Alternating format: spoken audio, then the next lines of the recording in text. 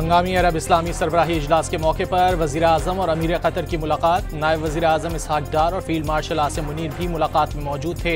वज़ीर आज़म का कतर की मुकम्मल हिमायत और यकजहती का इयादा।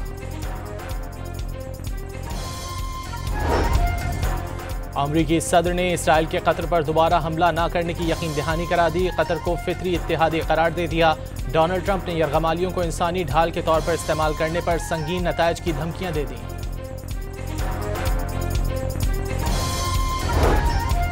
इस्लामी मुल्कों ने कतर को इसराइल के खिलाफ जवाबी इकदामात में ताउन की यकीन दहानी करा दी। दोहा कॉन्फ्रेंस में मुश्तरका सिक्योरिटी मैकेनिज्म बनाने पर इत्तेफाक। मुश्तरका एलामिये में कतर पर इसराइली हमला आलमी उसूलों की खिलाफ वर्जी करार।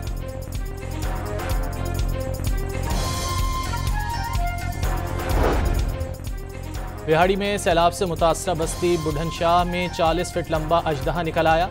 घर में मौजूद शहरी ने फायरिंग करके मारकर पानी में बहा दिया।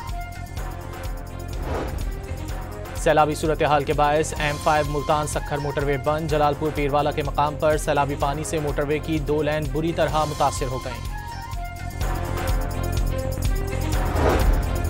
दरियाए सिंध में ऊंचे दर्जे की सैलाबी सूरत हाल। घोटकी और कंदकोट में कच्चे के इलाके डूब गए। 100 से ज्यादा देहातों का जमीनी राब्ता मुनक़ता हो गया। खड़ी फसलें तबाह हो गईं।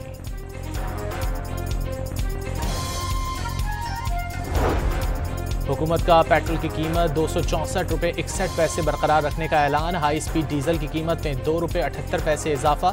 नई कीमत 272 रुपये 77 पैसे हो गई। कराची में वफाकी उर्दू यूनिवर्सिटी के सामने वाटर बोर्ड की लाइन फट गई। पानी सड़क पर बहने से ट्रैफिक की रवानी मुतासर। इसराइली फौज कब्जा करने के लिए टैंकों के साथ गजा शहर के वस्त में दाखिल। सहूनी तैयारों की शहर पर बमबारी जारी। अमरीकी वजीर खारजा मार्को रूबियो ने गजा जंग का सिफारती हल निकलना नामुमकिन करार दे दिया।